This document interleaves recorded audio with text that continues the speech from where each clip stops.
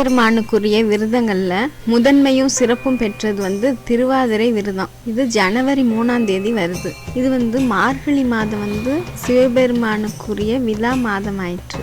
திருவாதிரையின் பெருமையை தேவாரமும் பிராணங்களும் சொல்லுது. 27 நட்சத்திரத்துல திரு அப்படிங்கிற அடைமொழியை கொண்டவை திருவாதிரை, திருவோணம், இந்த நட்சத்திரங்கள் தான். திருவாதிரை சிவபெருமானுக்குரிய விண்மீன். இது அன்னலான் ஆதிரையான் என்ற பரிபாடல் தொடர் விளக்குது.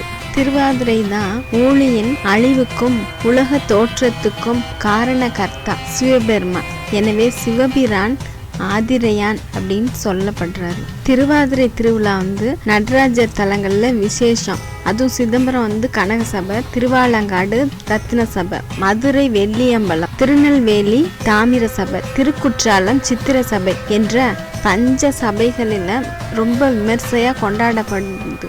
ஆவுடையார் கோயில்ல இது பக்தோற்சவம், மாணிக்க வாசகருக்கு விழா அப்படின்னு பண்றாங்க. இதோட தாக்கமே திருவெம்பாவை, திருப்பள்ளி எழுச்சி விழா. பாத்தீங்கன்னா பூம்பாவை என்பவளை உயிர்ப்பிக்க திருஞான சம்பந்தர் அருளியது மட்டிட்ட புன்னையங் காணல் என்ற திருப்பதிகமாகும். இது மயிலாப்பூர்ல பாடுற பதிகம். காணமர் சோலை கபாலீஸ்வரம் அமர்ந்தார் பூம்பாவையே ஆதிரை நான் காணாதே போதியோ என்று வினவுகிறார் திருஞான சம்பந்தர். ஆதிரை நாள் விழாவில் வேல் போன்ற கண்களை உடைய பெண்கள் பங்கேற்றனர் என்று ஞான சம்பந்தர் குறிக்கிறார்.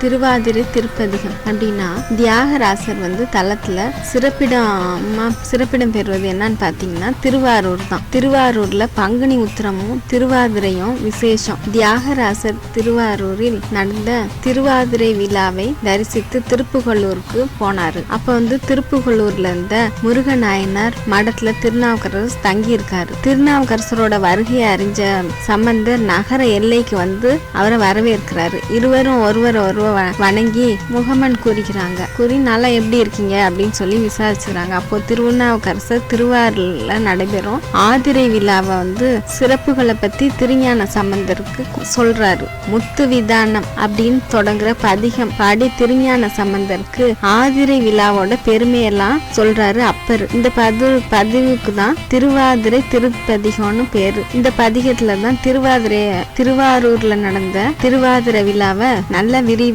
சொல்லி இருக்கும். சிதம்பரத்துல ஆதிரை விழா இது பாத்தீங்கன்னா மார்கழி மாசம் மிருகசீரிடம் நட்சத்திரத்துல தேர்ல உள்ள வருவார் நடராஜர் பெருமானு. இரவு குடகுடமா பால் அபிஷேகம், தேன் அபிஷேகம், சந்தன அபிஷேகம்லாம் பார்க்கலாம். இது மாதிரி பண்ண மகா அபிஷேகம்லாம் முடிஞ்ச பின்னாடி மகா தீபாரதனையும் அதற்கு பின்னால பாத்தீங்கன்னா நிறைய 100 கணக்குல மாலைகள்லாம் அவருக்கு குவியும். அதை வச்சு அலங்காரம் செஞ்சு மறுநாள் திருவாதிரை நட்சத்திரத்துல நடனம் ஆடியபடி நடராஜர் வருவார். இததான் ஆருத்ரா தரிசனம் சொல்லுவாங்க. மதுரையில எப்படி இருக்குன்னு பாத்தீங்கன்னா மதுரையில பஞ்ச சபை நடராஜர்கள். மதுரையில உள்ளது வெள்ளியம்பலம். இந்த கோயில்ல இன்னும் 4 சபையும் இருக்கு. எல்லா சபையிலுமே உலா திருமேனிகள் இருக்குங்க. மதுரைக்குரிய வெள்ளியம்பல வாணர். இவருக்கு என்னன்னு பாத்தீங்கன்னா கால் மாறி ஆடிய கடவுள். இவர் கஜ சம்ஹார வாகனத்திலும் மற்ற 4 நடராஜர்கள் விமானத்திலையும் வருவாங்க.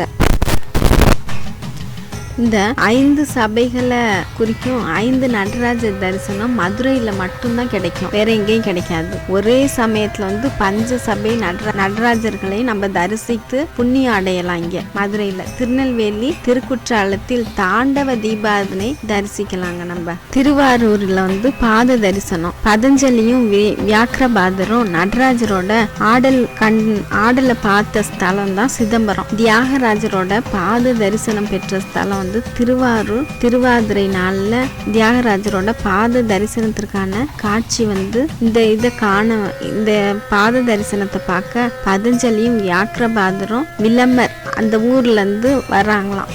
தியாகராஜர் அதிகாலையிலேயே சபையை விட்டு இறங்கி ராஜநாராயணன் மணிமண்டபத்தில் எழுந்தருளி பாத தரிசனம் தருவாருங்க. இவரு இரவு நடனம் ஆடியபடியே மூலஸ்தானம் செல்றாரு நடராஜர்.